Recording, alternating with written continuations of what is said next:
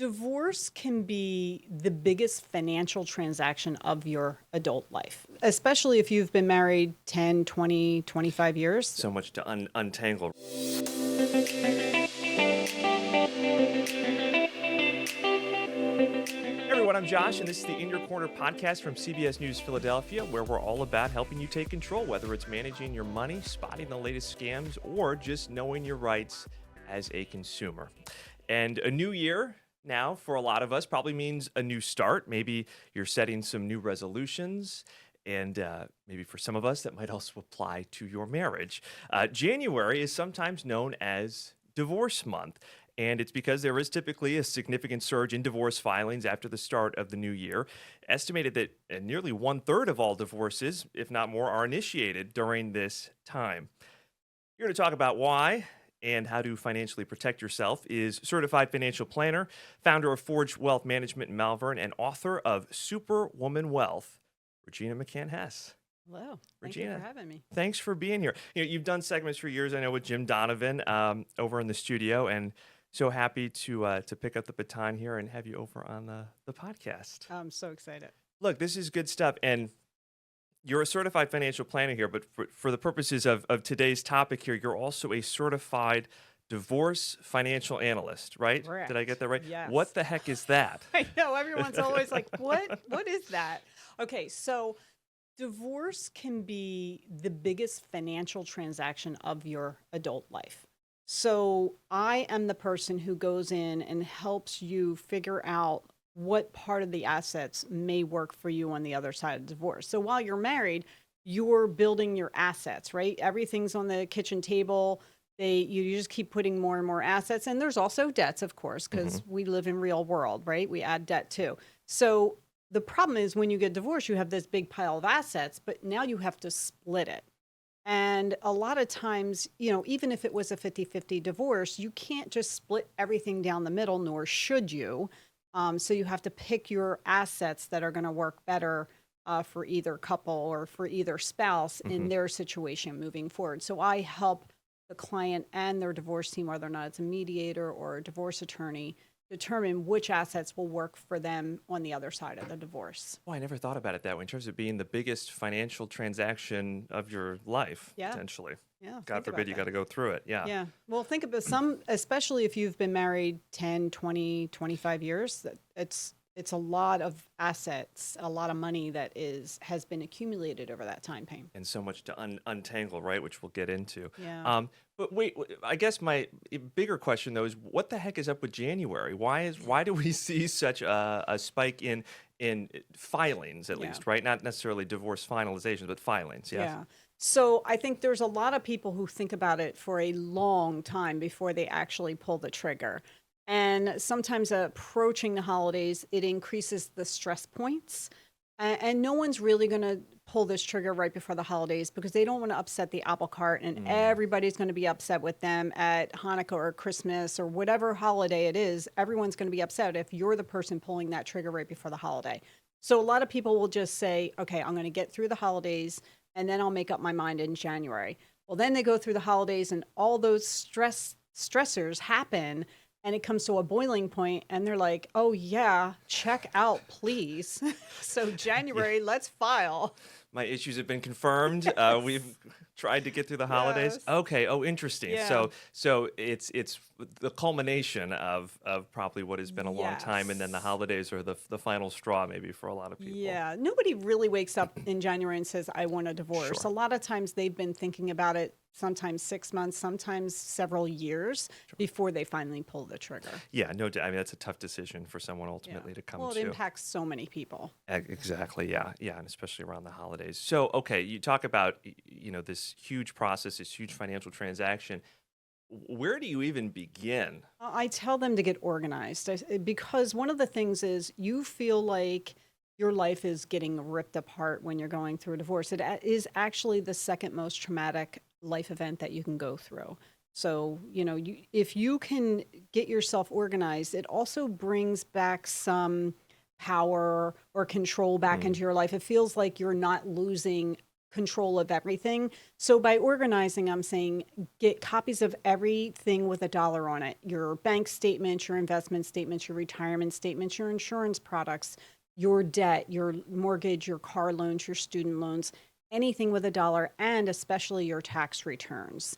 Maybe, 1 to 3 years worth of tax returns, depending on how, stable or volatile your income is, because a tax return actually does tell a story, and we can find a lot of information in a tax return. So really taking inventory of a lot. I like that. So just gathering everything that you've got in one place, which can be, that can be a tall task for a lot of people. Very tall task, especially now that most statements are online. Yes, yeah. Yeah. So, 10 years ago, we didn't have this problem because, everybody had a drawer at the house where the statements went in, and it was easy to just pull them out. Now you can only access what your name is on. So you have to ask the other party because you don't have access online if your name's not on that account.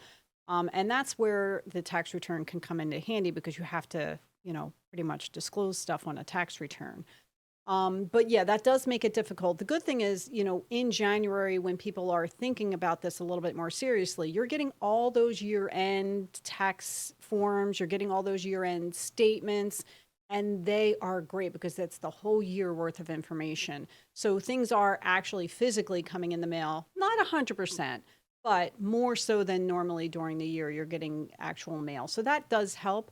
But it is a lot harder now that everything is electronic. If you're one of the spouses who is not in charge of the finances, I've come across a lot of women, sadly, that don't have access to the financial records, even if their names are on them. The username and passwords to the accounts. Yeah, if the name's in joint, usually the husband, traditionally, the husbands or the men in the relationships have taken care of the finances. And the women, everybody splits jobs in a marriage. I'm not saying it's right or wrong. We may be doing something else, you're doing other things. And, in the middle, we're getting together and hopefully talking about everything. Yes. But women tend not to handle the finances. So that's a secondary issue of them gaining access. Now, if their name is on the account, they could go and get their own access, but sometimes it's another extra step that they're now going to have to take. Yes. Like I'm grateful that my husband takes care of the vacuuming. We've agreed. We've agreed that there are certain things that I just am not going to do. Yes. No, but that's a great point, and it really does add to the complexities of all of this. When you're talking about sort of compiling all of your assets and debts, you kind of hit on it a little bit, but that encompasses a lot. You're not just talking about your checking and savings accounts. There's a lot to get together, right? There is a lot. Think about when you're writing your bills. I was just doing a lot of my bills this weekend and looking at my spreadsheet for the whole year. I know you're surprised that I have a spreadsheet. I would have never guessed. I'd actually be alarmed if you didn't, considering your line of work. Yeah. So this is what I was doing my Sunday afternoon, and I was just tracking everything. But, a lot of people don't do that. And, it also helps, this time of year, I'm thinking, okay, what's the budget for next year? So that is something that, if you're in a joint relationship, it's not as much pressure as on the other side of this divorce. You're now going to be, instead of 2 incomes, you now have 1 income. Or if one of you were at home, it's 1 income, but 2 households. So now you have to think, okay, here's my budget here. Whether if I don't have a budget, I need to create one for here so that I know what the budget's going to be when I'm on the other side of this. So once you've untangled everything, then you got to rebuild a new foundation, right, for that. And that can be hard too, especially if you're going from a dual income household down to a single income. And I imagine, how would you kind of coach people through that? That is difficult because we all get used to a certain lifestyle, and it's really hard to trade down a lifestyle, but sometimes it is necessary. And those are very, very careful conversations.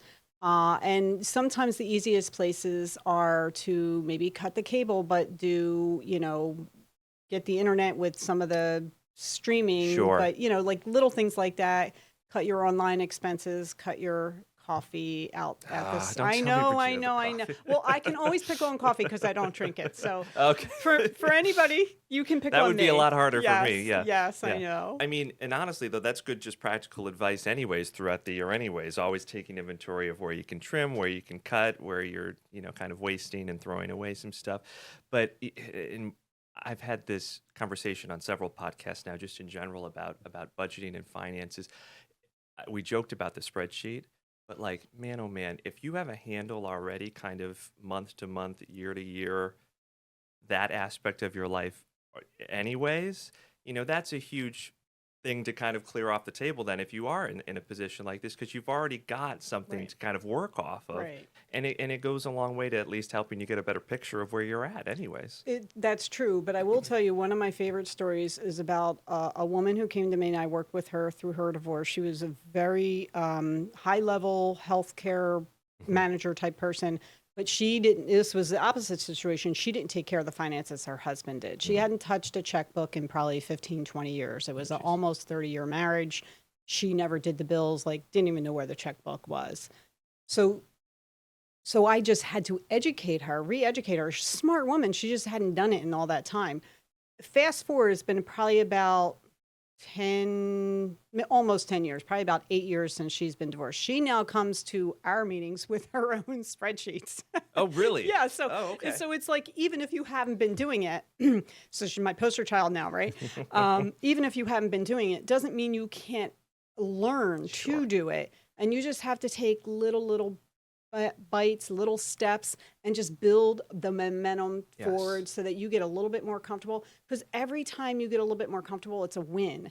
And that urges you to do another step, and you feel like really good about that and feel good about yourself and what you've achieved. Yeah, and that's key too. I'm glad you said that. Taking it small, simple, what's doable, and then Yes. go to the next thing. Because a lot of people, I think they look at it from the 30,000 foot perspective and go, I Yeah. don't even know where to start. Yeah. And then you kind of turn it off and Oh, you, yeah. you give up, right? It's overwhelming. Yeah, it's too much. Mhm. So that's fantastic. Well, I'm glad that she's been able to do that. Now she's sharing her Amazing. wisdom with everyone else. She's amazing. I That's love her. fantastic. So I wanted to go back to, you're talking about, this time of year you're getting tax forms and stuff, something that you'll want to have if you're going through this process. I foresee there could also be some tax complications, maybe, when you're going through this, or in terms of filing, or I know I had a viewer reach out to me last year talking about he wound up owing when he thought he was going to get a refund, but he had also just gone through a divorce, and so there were some issues with how he filed jointly versus. So kind of talk me through some of those potential pitfalls. Yeah, the IRS does not like when you They file. sure don't. Oh, no, you get punished. Yeah. So as long as you're married, between the two, even though you are not getting along on anything, you really need to come to the center of the table and say, hey, we're going to agree to file married filing jointly, because it's going to save us both money. So even if you're in the process of filing for divorce, you still want to file jointly. Yeah, and so you have to agree ahead of time, like, hey, if there's a refund or if we have to pay taxes, we're sharing this, whatever percent it is, because you have to have that going in. Yeah. And that's what everybody's fear is. Oh, he or she's just going to keep the refund, or that one's going to have to pay. So the problem is that as long as you are still officially legally married, like if you're officially married on December 31st of this year, but you've been separated for 2 years, you can still file married filing jointly. For right? that previous For year. this previous year. Okay. Now, if your divorce is finalized say December 16th or the next day, whatever the day of the year is, that year you can't. Oh, okay. So Okay. say it's May 30th, 2026. Yes. Your divorce is finalized, it comes through. When you file your 2026 tax return, you are now single. Okay, so it does have to be for that full filing It year. has to be for the full filing year. Yeah, you Okay. cannot do a joint tax return once you're divorced, then you're both single. But that's better than filing married but separate. Because that's where the IRS hits you this with is where- all. I know that's where the IRS hits you with all sorts of no, you lose that, you lose this, you lose the other thing. Guess what? You owe more money. And not friendly. This is why you contact someone like Regina, who's going to help you through all of this, because it's a lot. It's a lot to kind of navigate, and there are little complexities and little intricacies that you've got to figure out, right? Yeah, and even if you're on the fence, you go to your accountant, or we refer you to an accountant, and you have the accountant run it both ways, and then you can see black and white. There it is. It makes more sense this way versus the other way. Yeah, have you run into issues too where couples, especially if you're sharing responsibility of accounts, you're sharing responsibility then of debts, and issues or concerns that arise over, protecting your credit in a divorce, or your credit score, or how that, how do you decide who takes on what? Is that something that comes up quite a bit too? Josh, that is a fantastic question. And yes, it does. One of the things that we do recommend people to do is at the beginning of a divorce, like before you even tell your partner, pull your credit reports. Like you get one free every year. Pull your credit report and actually get a full report. You want to see what's open in your name, what you're attached to, all that fun stuff. Because you are going to have to make some changes. You may have to build up your credit before the divorce goes through, because you might have to get a mortgage, you might have to apply for rent, and everything goes by the credit score. Sure. So that's going to buy you some time to build your credit score. So start with that before you've even broached the topic, maybe. And if you're an at-home spouse, or even if you're not an at-home spouse and all your credit cards are like jointly held, you need a credit card in your own name before you start this process, because you can get that credit card based on both of your incomes. So it's going to be a lot easier to get that credit card versus when you're on the other side of divorce and you're, just going back into the work world, or you're on a very limited income. You may not get the credit card that you want, or you may get a credit card, but it's going to be a very high interest rate.